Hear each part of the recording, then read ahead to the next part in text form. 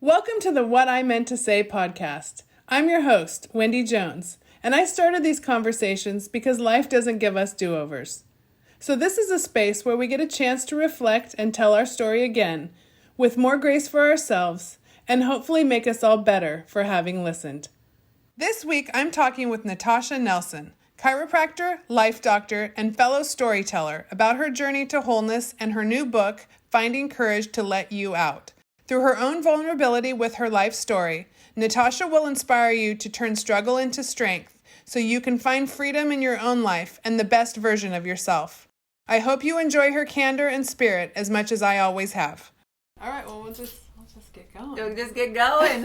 See where it goes. Make sure I have nothing in my teeth. Let's get going. So I feel like we have been passing on the beach for a million years, and we knew our energies matched, but until I read your book, I had no idea how much in common and the universal truth that ran through your story that would relate to mine. And I often feel that that is the gift we give to the world when we are able to wrestle with our own story. And so I'm so excited to have you here for a What I Meant to Say conversation. Thank you, Wendy. I'm so excited to be here with you. And thank you for taking the time to read my book. I didn't know how it would resonate because I didn't write it for anybody. I wrote it for myself. And that gave me the freedom to just write everything. And that's what I realized, wow, there's a lot in there and so much. And there are so many places that we could take this conversation. And it was the best part of my weekend was finishing this book. And I'm a slow reader, but I took down every experience, and there was so much to relate to. So whether we go into, family and mother-daughter relationships, generational healing, like trauma, and then how to come through that in a healing way and honor our story without getting stuck in it. Our passion for volleyball, the race relations, everything. We'll go so there anywhere. Is so much in here. But anywhere it goes, and it's fine with me. We'll just flow and let whatever comes out. I love how open you are. So yeah, thank you. Thank you. To start with, let's just take that relationship with your mom because it goes throughout the book. Mm-hmm. And I feel like it's so foundational to everything that you've come through, which, our parental relationships are for all of us. But walk me through the inspiration behind the book and how you wrestled with that relationship. Yeah. I didn't start off with, I'm going to write a book. I had never had the intention or desire to write a book. I started with, I just need to journal so I can write what's in my mind on paper to get it out. And I had journals in high school and I stopped, and it wasn't until maybe about 10 years ago when I got back into writing, because I realized as much as I have outlets with sports and things, I needed a place to really put all of my feelings into words and help process it. And so writing was my way. And what happened is I would start to write, and first I wrote in a journal, and then I would tear pages out and try to keep things. And then I realized I don't want to keep the journal. I just want to keep the tidbits of really good information, because there's a lot of stuff in the journal that I remember going, well, I don't know if I want somebody to read this. I don't know if I want somebody to find this if I die. Which of course is silly, but not really. But so as I started journaling and writing, I found that oftentimes I could write for sometimes 1 page, sometimes 20, but there would be nuggets in there, but somewhere around the last page, there'd be something that was really insightful. And then I would look at it and go, God, that's pretty good. I want to keep it. So I would tear it out and save it, and tear it out and save it. And I had enough where I started to go, hey, this is kind of good. I think I want to put them, in a collection. And really it was, I want to save them for myself. And then it turned into, I think I want to put these down on paper for my daughter. And then I went, well, I got to explain the context for it for her. And then it turned into, if I'm going to write the story, I'm going to write it well. And I ended up hiring a writing coach, but I still wasn't going to write a book. I just wanted to learn how to be a better writer, because in high school, my English teacher told me I was an awful writer and that I shouldn't write. So I stopped writing, and I always chose It's amazing. So I chose anytime I could do a presentation or do an oral exam, I would, so I could avoid writing. So I went and hired a writing coach because I wanted to learn how to write again, right? And write.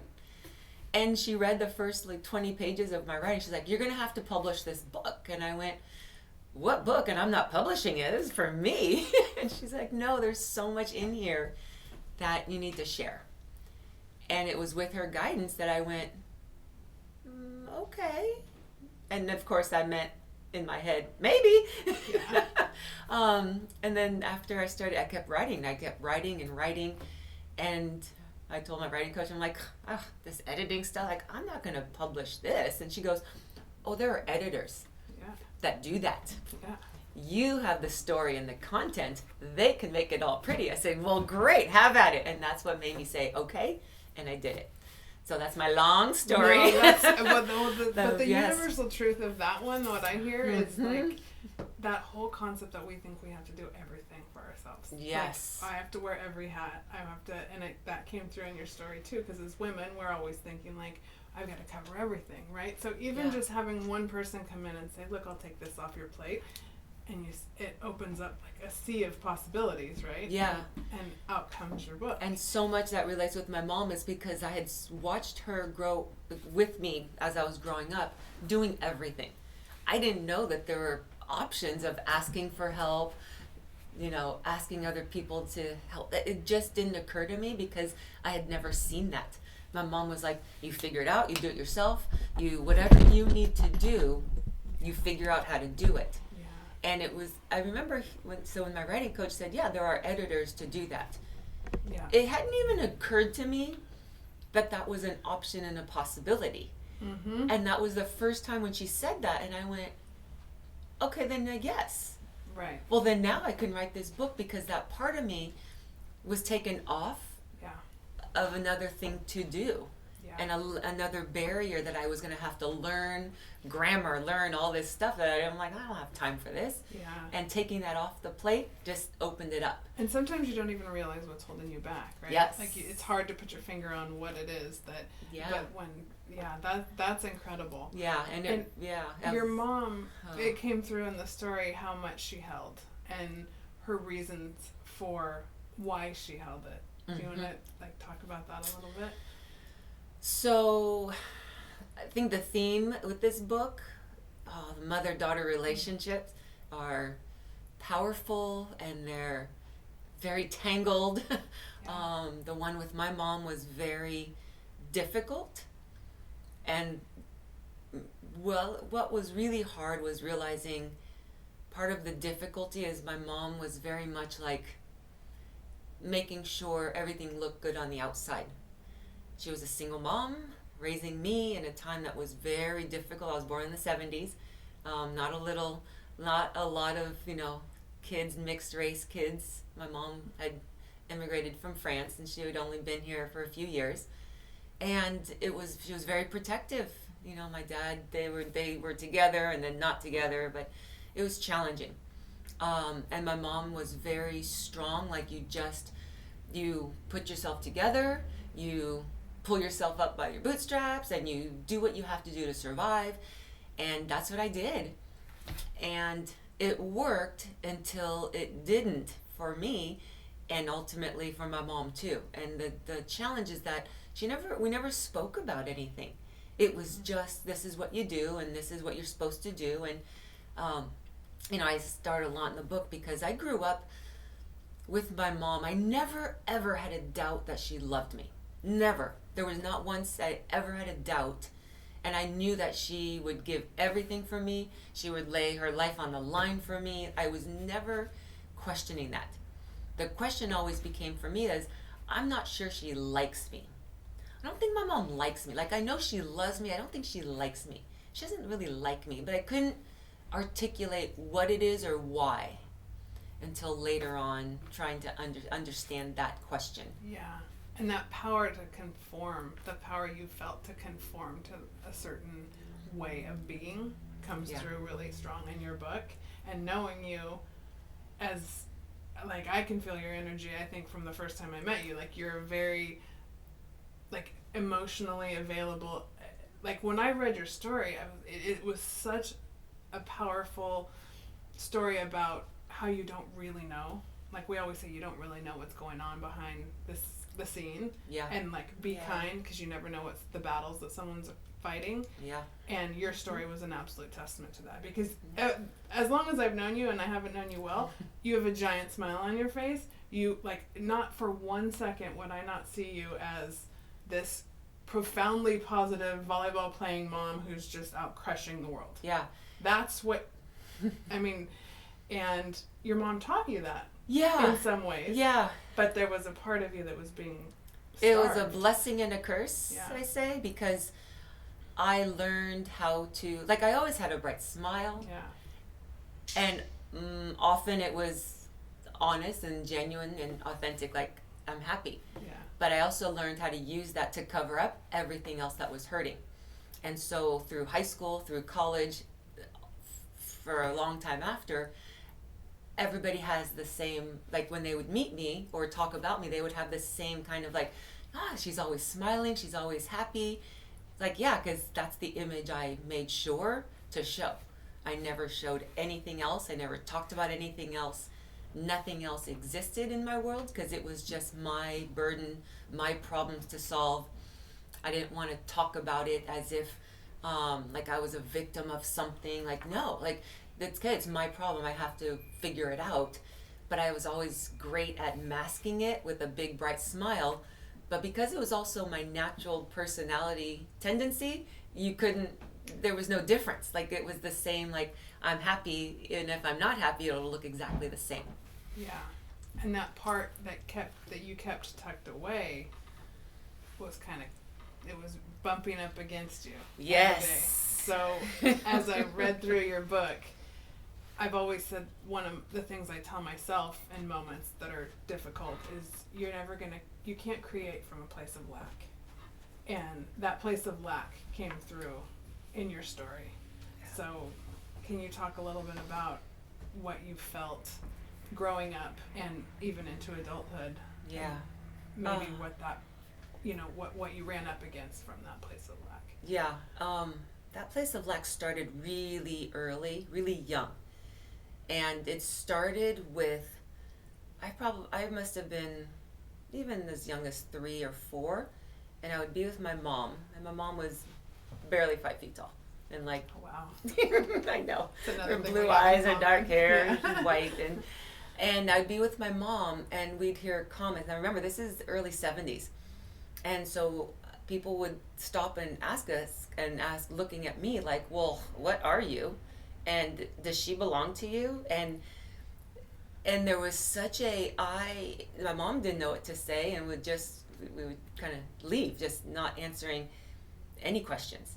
But what it did is it made me start to wonder, like, there must be something wrong with me, because why would somebody say that? Like, what are you?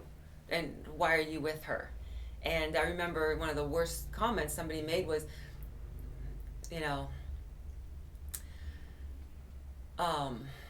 a white woman shouldn't raise a black child, and somebody should take you away from her.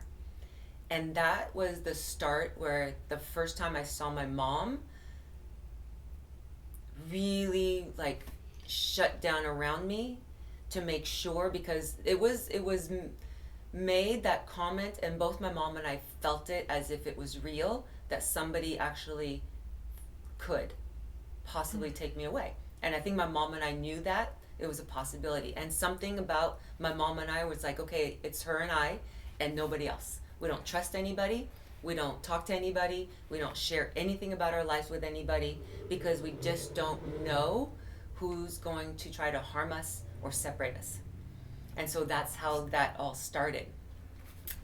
And it worked but it was so many, my grandmother was with us for a while, and she moved here. She came down from France, and things in our home felt, with my grandmother there was some stability. So my grandmother was home. Growing up with my dad in the house was very violent. Mm-hmm. So my grandmother was the stable one for me.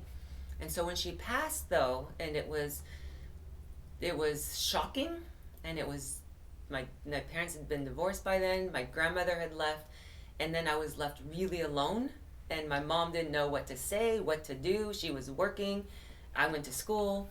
And I remember that was such a time of where I shut everything down in my life to just be like, I'm going to go to school. My mom goes to work. I play sports and nothing else matters. So emotionally, everything shut down. And I stayed that way for decades of work or play ball and shut down and just put a happy face on. So there's like, there wasn't one thing, but it was just, over time, that hardened shell just got thicker and thicker, but the mask of being happy and show happy became very set. Yeah. And your ability, that came through a lot. Your ability to handle the schedule you were handling in high school, when you were talking about playing sports, working a job, doing your homework, basically caring for, being a contributing member of a family, but not from a child's position. You were the other breadwinner. Yeah. You were like to put that on, and I'm reading it just going, how does somebody that age like manage that much and keep smiling? Yeah. You know? And it's like there's that part where you manage because you have to. Yeah. But also, I didn't know any different. I knew friends that, like, my friends didn't have the same schedule. They had, both parents.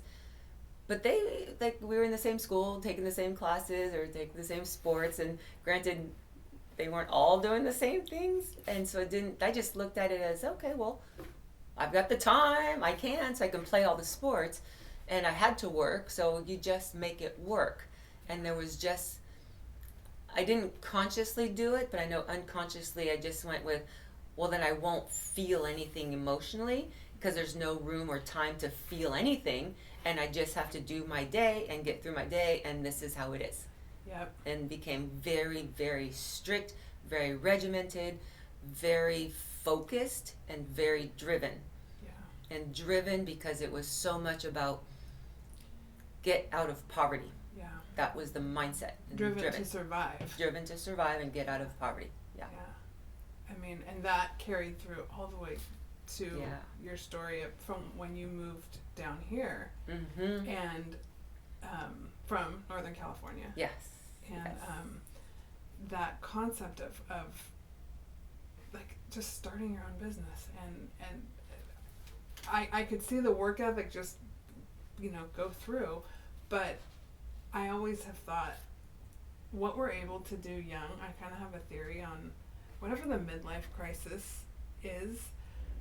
I often think like we have a well, and when it starts to overflow, it seems to be around midlife that if we've been holding things back, they come out in a certain way. Maybe they're trickling out over time, but and you don't really in your book detail your age at certain points, but there's a certain feeling of like the well, like something exploded. Yeah, I just couldn't hold it anymore. Yeah, for me it was when I got pregnant.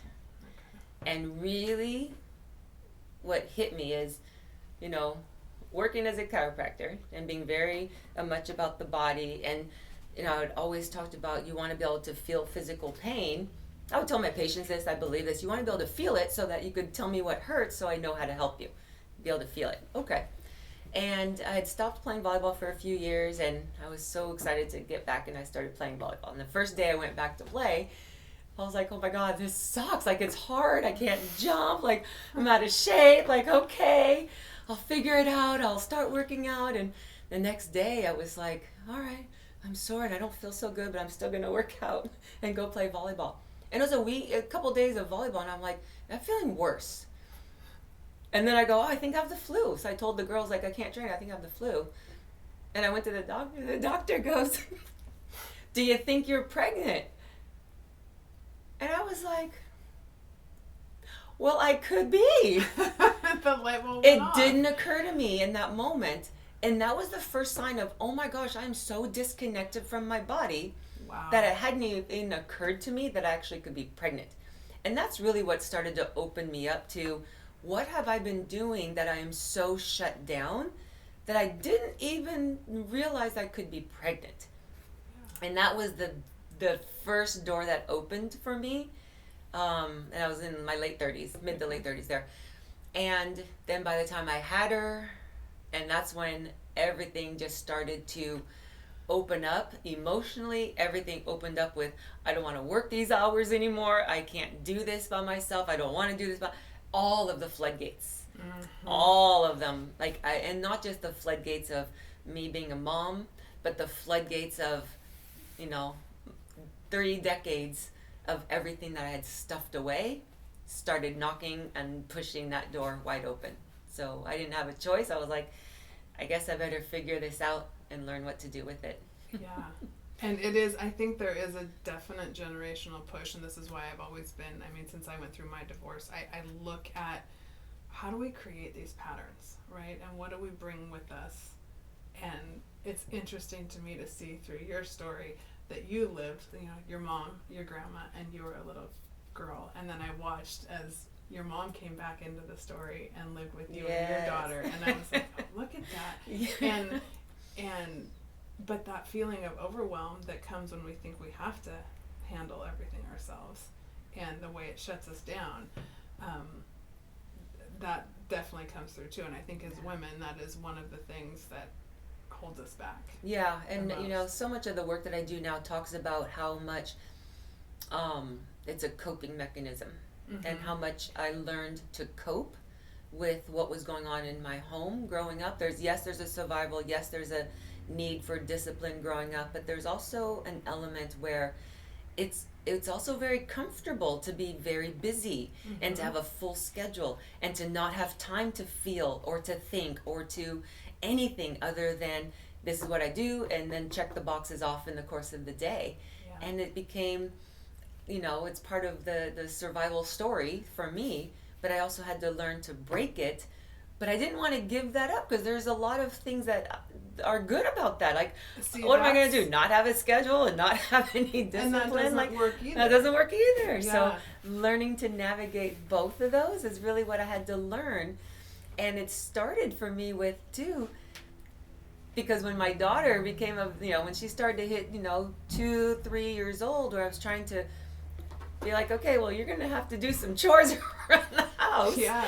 I wanted her to be like, you need to be a part of this, family. And I could hear my mom's voice in my head. And there were things that I was really trying to figure out how to consciously say without giving her the same kind of messaging. Yeah.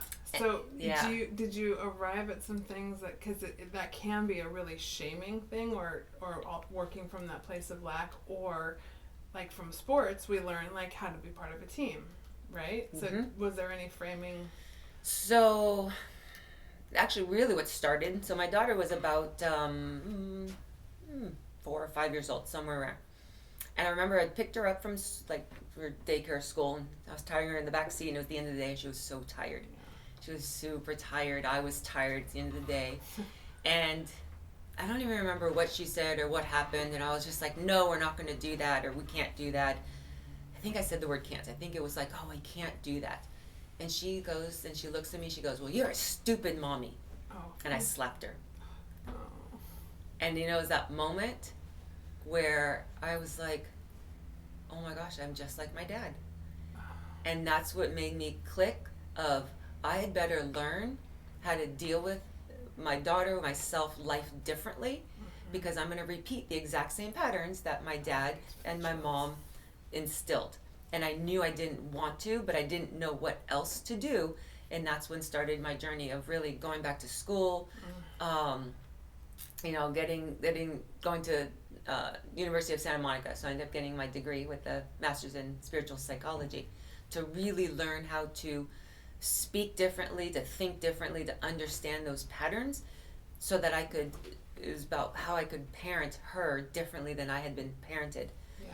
And what I realized is, in order for me to do that, I had to go back to my parents and revisit all of those parenting things I didn't like, and finally let go of feeling like there was any blame or shame or anger. Anger was a big one for me, rage. Going back and revisiting all those to understand what happened, understand how the connecting of the dots, but really understanding why things happen, why things would bother me. And once I understood that, then the messaging or what I could say in those moments changed. But it's how I speak to everything, and how I talk is different because I'm listening differently. But more importantly, because I don't get triggered.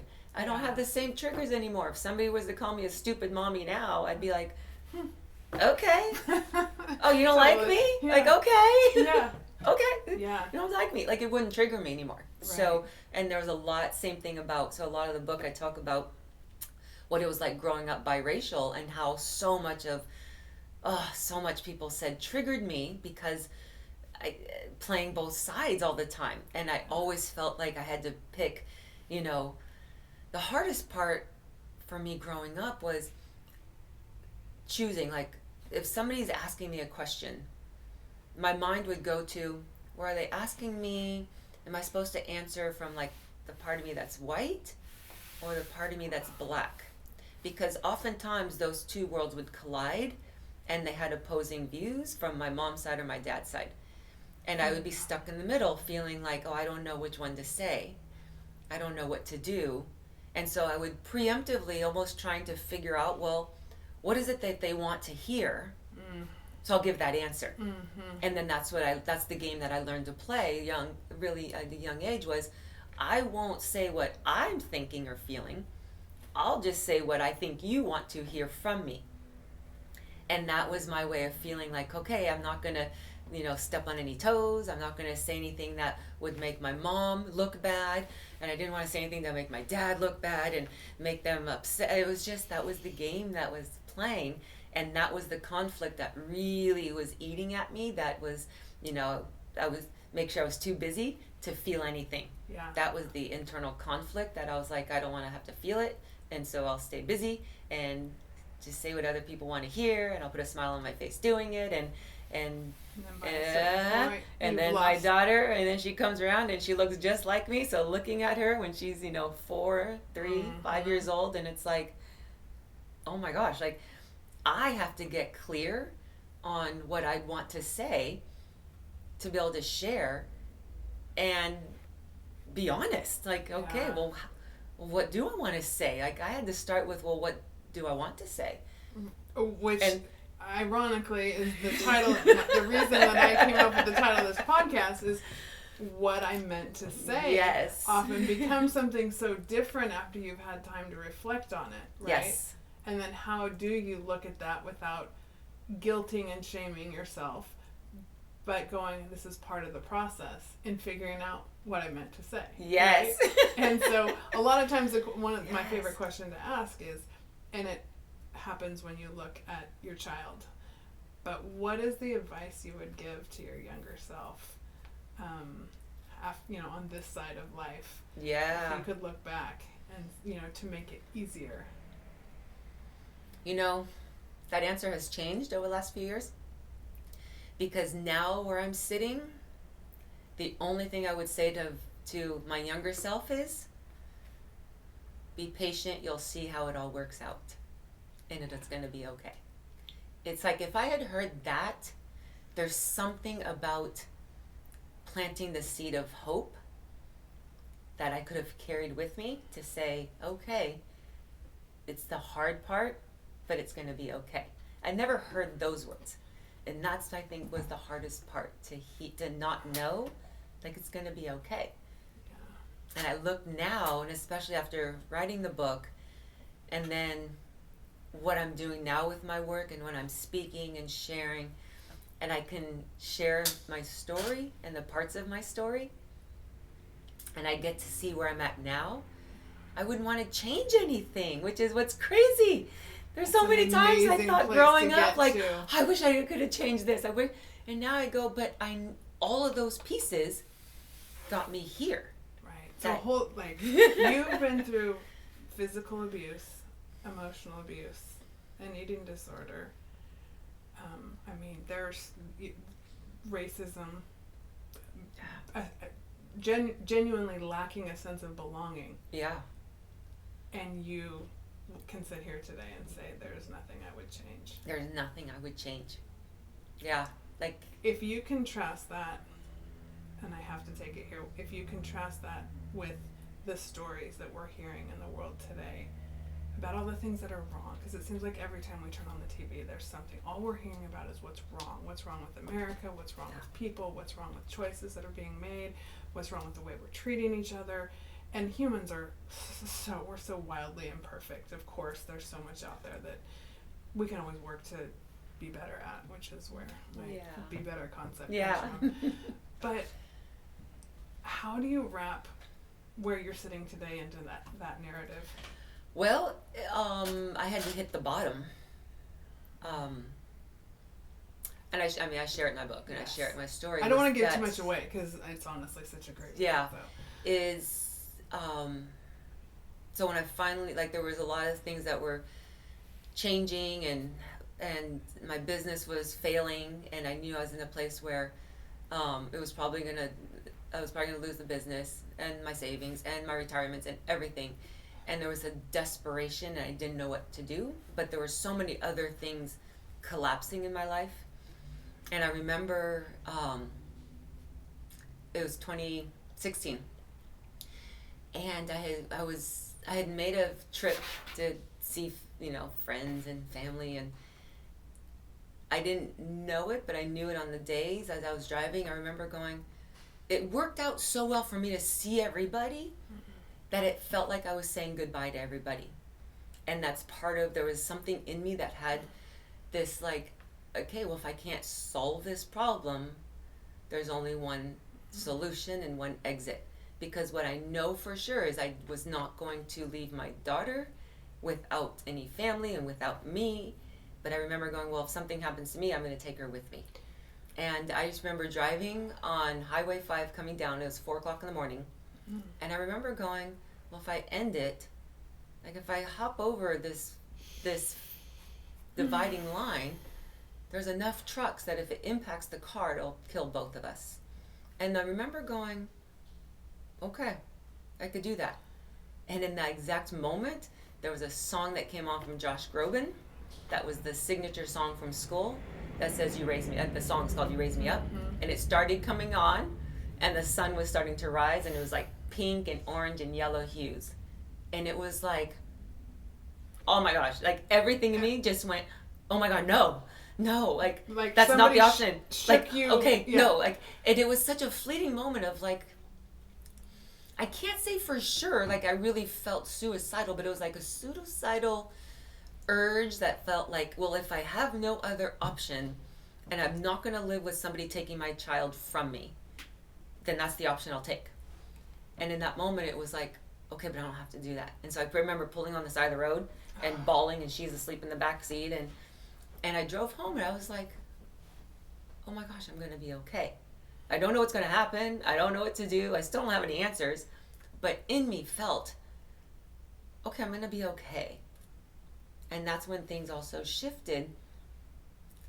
That allowed me to just, so that was the heart of really what came to how I got to be in this place where I'm at now, is because I've been there. And I think part of being there was also allowing myself for that split moment to actually, and it's a weird place, I can't even describe what it is, but to actually say, okay, well, if that's my only option, then I'll take it. And in that moment, saying yes, I'll take it, was the exact moment that it came to me, and I was like, but I don't want to. Yeah. And I've never had that feeling since. And I remember it was like so fleeting, but then everything became okay. And that's where the calm comes from, because I'd been in that darkness for that split moment. And then that higher power. And that saw the grace. Yeah. The grace that came through with this, because with the sunrise, and not just any sunrise, like the colors. It was one of those because it was like on Highway 5 and all there are cows up there. And, oh man, that's my area of the woods. Like I would have pulled over in any other time because it was so beautiful and magical. But I put that with the song and the moment in my mind of that fleeting thought, and it was just like, okay, I don't know, it's okay, I'm good. By the way, that's also, I would say, otherworldly, because most people don't describe the drive up Highway 5 in the way you just described it. Okay. So, yeah. But that is, and in your book, you wrestle with faith a lot. I do. And I still do, but not to the level I did and when I first started struggling at that moment, because I recognized the higher power and a God presence in that moment. But my life, I had grown up without having any talks of God through childhood. And in my mind, I was like, God doesn't exist. And he couldn't exist. Because for me in childhood, I'm like, I'm in an abusive, physically abusive home. And I remember crying out to God to help my mom and I. Like, I was hiding underneath my bed and in the corner of my closet going, well, he didn't help us, so he must not exist. And then I went to a Catholic private, like junior high, middle school, high school that taught one component. And then my mom started to find God on her own, and we went to a Christian church. However, the Christian church and the Catholic church were at opposite ends, and they would fight in terms of, they would literally tell my mom, like, no, the school would say, you know, you can't have her in that, you can't go to that church if you want financial aid in our school. And then the church would be like, oh, you're going to a Catholic school, that's the worst thing you could do for your daughter. And so my mom didn't really see, she just thought, like, it's going to be okay. And I remember going, yeah, well, I'm hearing two messages, so neither of them can be right, and so they must both be wrong, and the common thing between them was God, so, well, then God doesn't exist. And so my idea of faith was like, F God. Nuh-uh, he's not real, he doesn't exist. Me. He hasn't been here in my toughest time, so F him. Yeah. And that was just kind of my attitude of, like, people would talk about God, and as soon as they'd say the word, I'm like this. Yeah. Here we go. Okay. I checked out. Yeah. I would completely check out. And so I had to wrestle with my idea of God and what I would, you know, define as God. And even to this day, there's times where I'm like, I think that's what I would call God. And then I go, yeah, I don't know. Yeah. But it definitely, a higher power, it never was lost on me. Yeah. And I knew that from the very first day of chiropractic school, where we had to go into the cadaver lab. And we walked in the first day of the anatomy class, and we see all the cadavers lying down on tables. And I remember looking, and we were assigned one cadaver, and I just stared looking at this cadaver. And before doing anything, I just remember looking at this person and this body, and what I knew at the moment was the only thing different between this cadaver and me is this life force going through me. And to this day, I still feel like sometimes that's when I'm fighting with God. When I'm wrestling, I just come back down to, okay, well, I may not know who you are, and I may not trust you, and I may not even like you, but this life force is real. It's tangible. It's real. I can feel it. I saw it. I see it. Yeah. And that's what I always come back to, and then kind of refine my faith from that place. Yeah. But it always starts with, all right, well, there's a life force, and it's in the plants, and I'm growing like tomatoes. I'm like, there's a life force there, and all of that. I can see that, and I go, I trust that. I live, close to the beach. I'm at the beach every day, even if I'm just looking at it for a few minutes, because seeing the ocean reminds me, okay, there's a big life force. Yeah. And then every time I'm struggling with God, I'm like, I'm mad at you, but you're there. You're the life force, so I'll start there. Yeah. And that's what I always come back to. That's really, really beautiful, and I'm so with you on that, because that you can't argue with the energy in the world. And I think so often, like, religion puts it in one category where it's kind of just people and God, and yet for me it becomes so real in everything that we look at, and the relationship between everything. And when you realize how intricate that is, it's like, it's so much bigger. Once I see it, once I was able to really connect and see the life force, then I might struggle with the terminology or really how to feel it or what I want to do with it. But then I realized, like, well, it's just there. Yeah.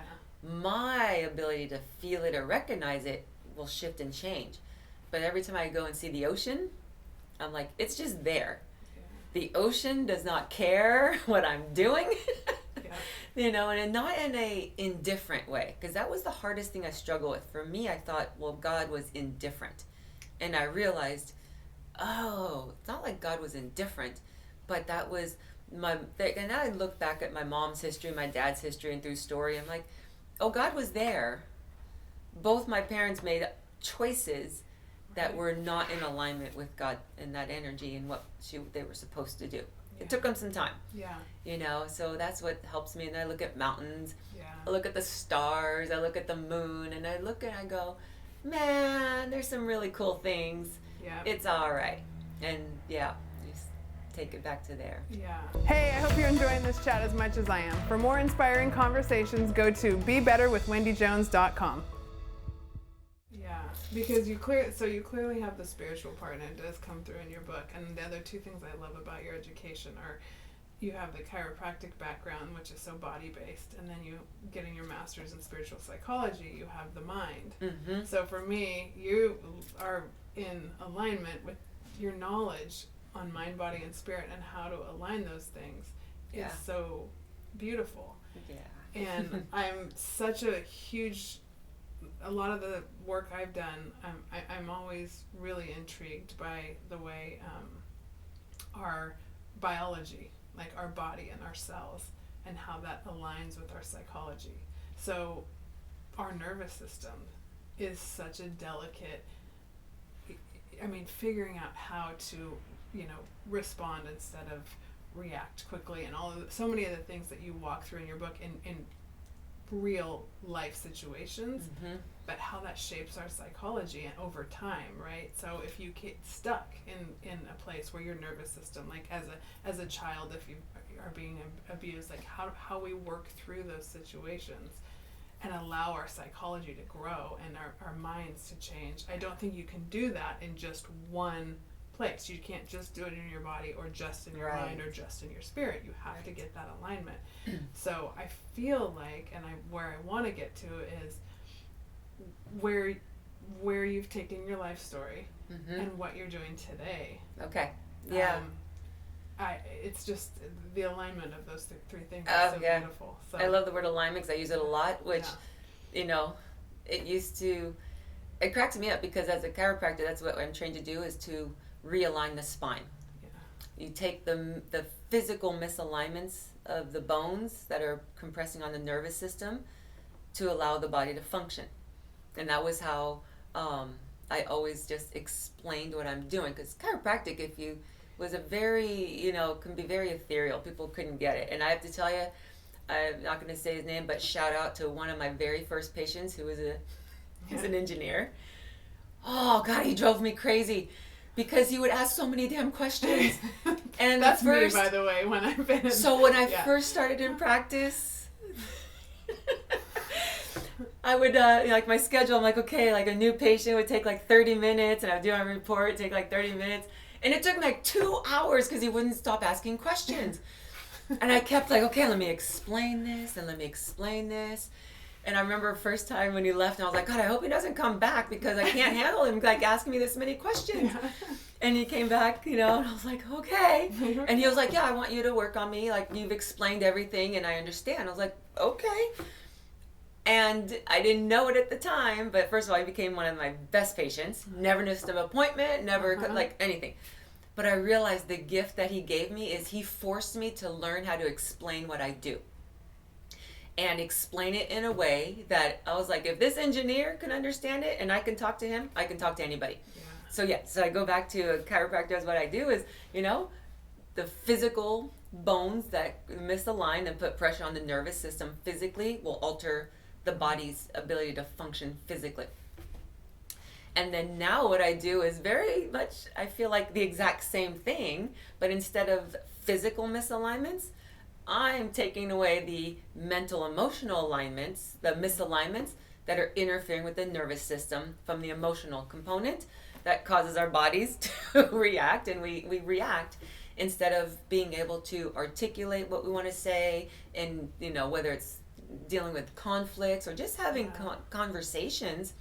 like communication skills, they start with being able to process the emotional misalignments that get triggered when people say certain things, when we don't like certain things, but really when we start to feel uncomfortable, then it's like the nervous system goes into a hyper response. Yeah, it's that fight or flight. It's that fight or flight or freeze. Yeah.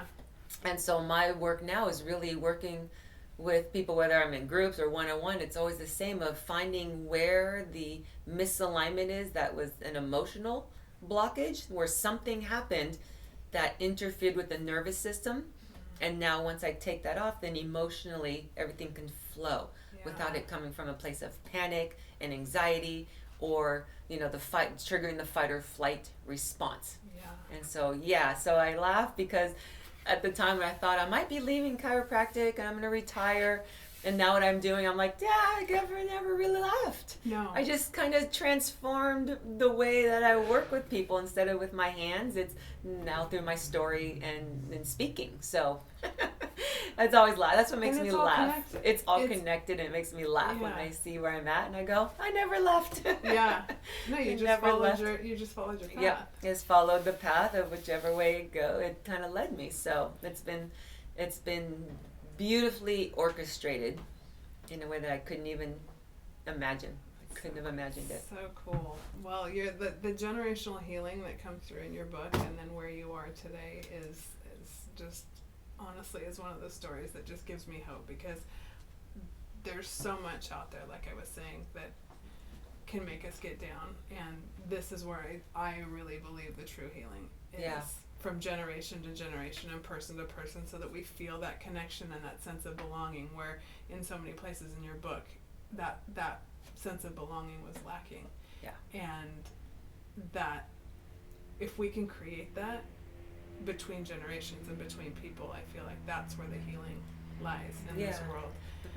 But it starts with myself. It started with me first. I had to reconcile those two parts of me that I thought were separate, because by believing that there were two separate parts of me, everywhere I went, I always felt like half of me was missing.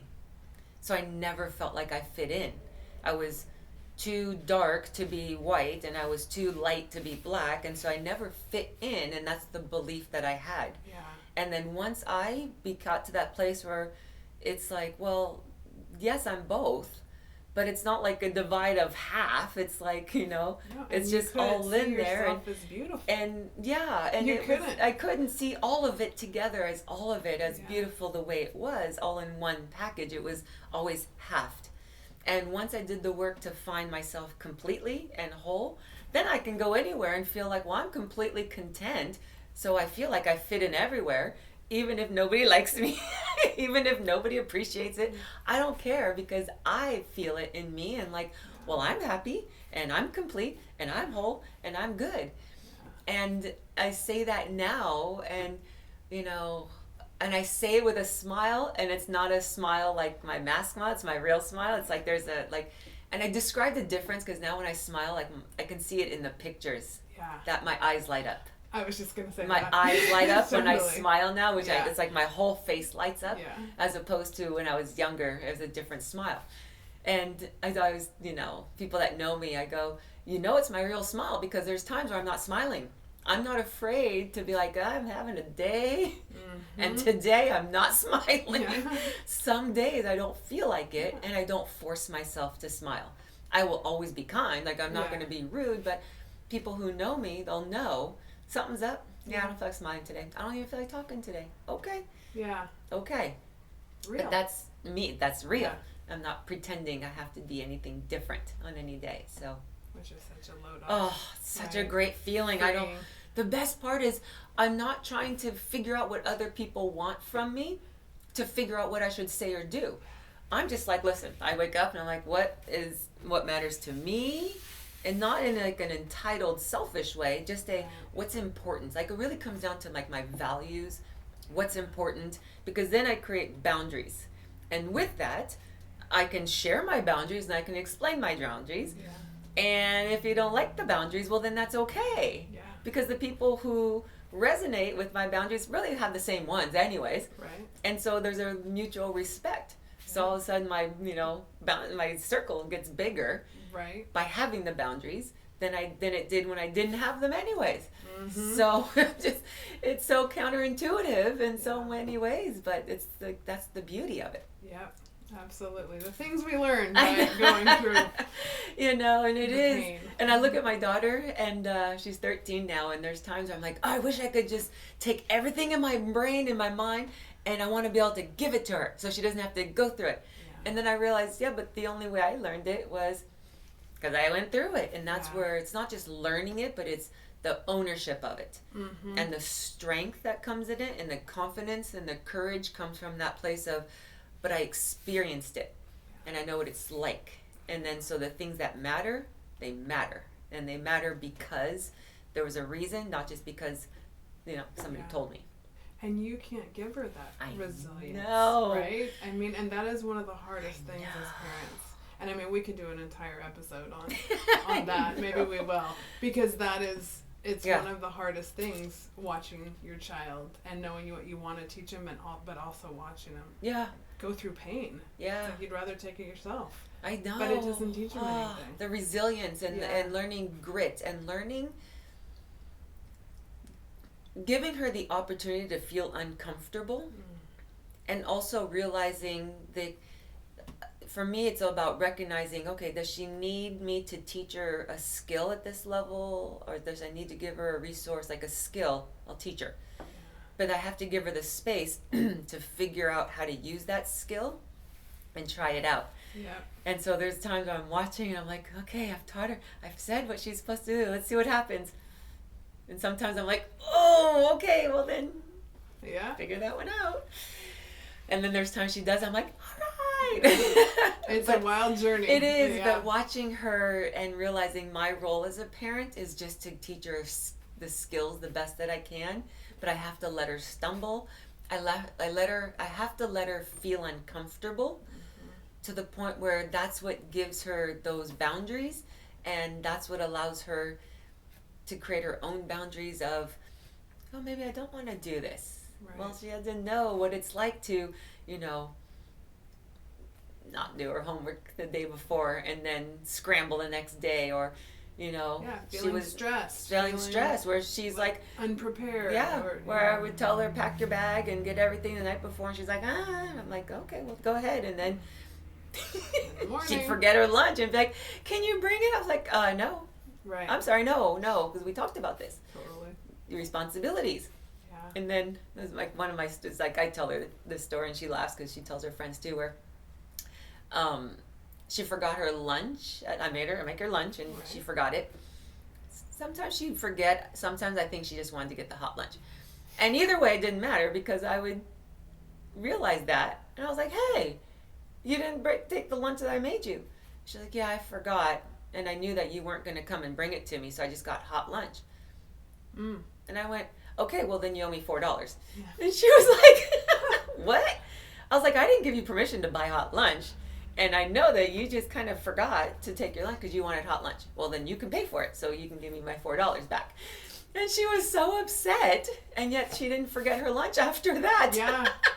Well, and it's hard to be able to speak up and learn what you need to say. It is. And so, and I think about, I said it to her like with a stern and a little bit of a laugh, but I still made her give me the $4. Yeah.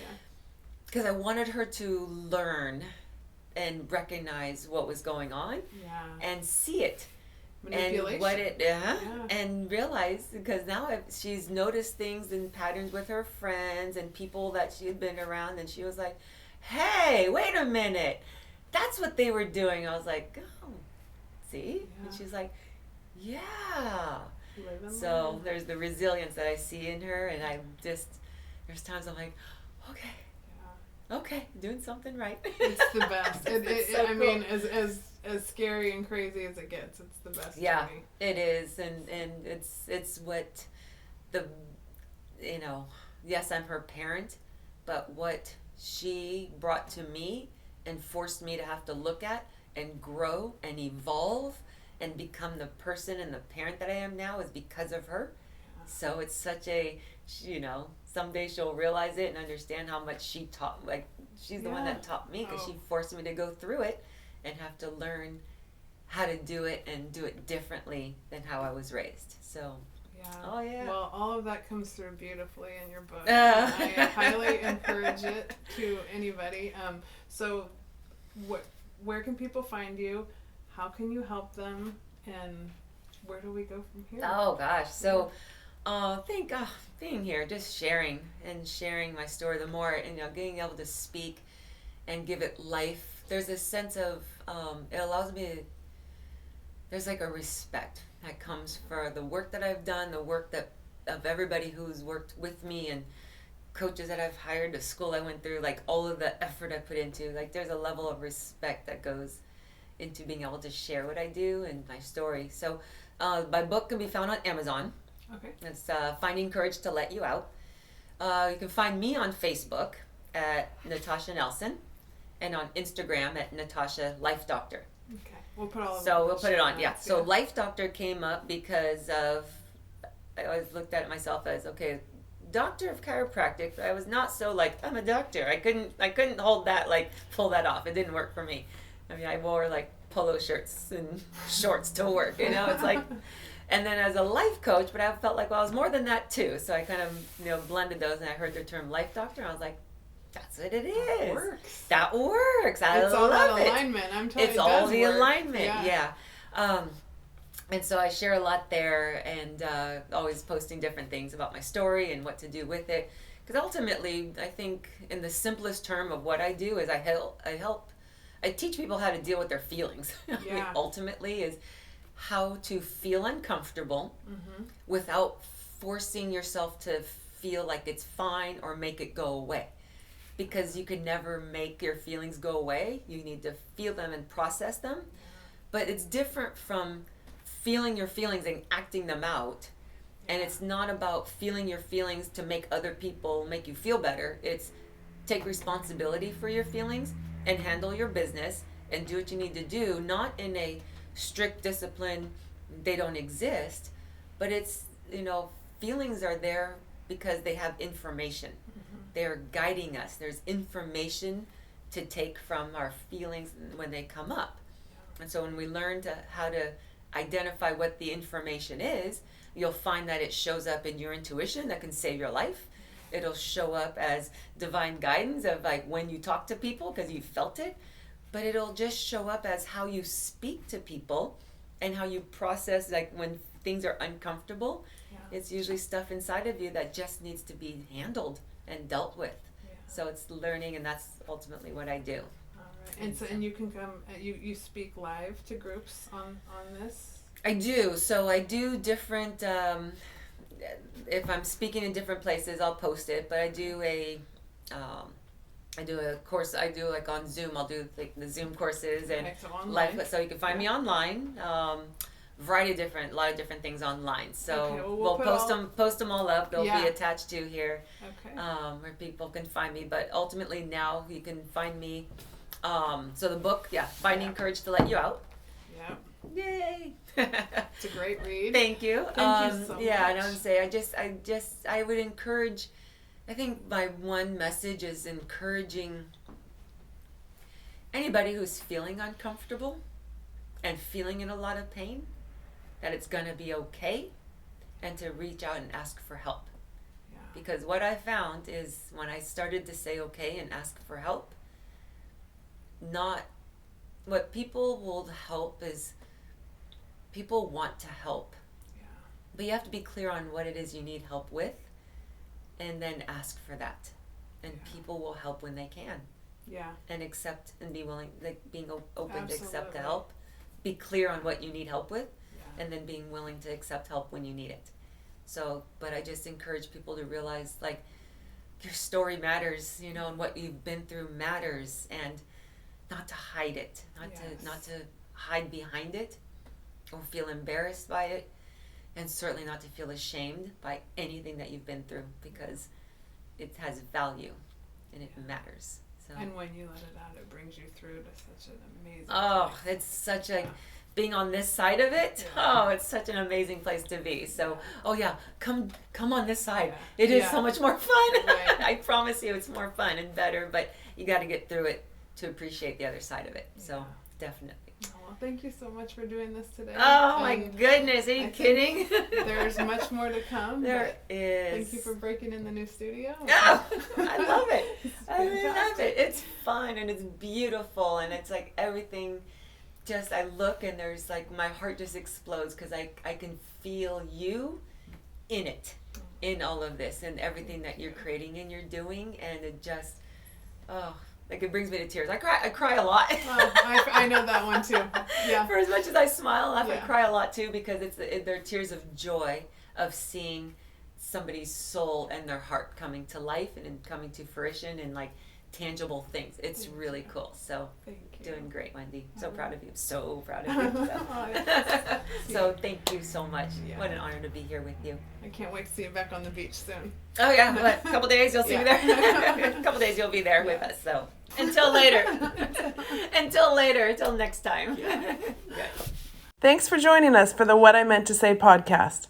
For more real conversations like this one, come on over to the Be Better community at www.bebetterwithwendyjones.com, a place for athletes and parents to grow and find meaning behind what we do every day so that we can be strong on our own and better together.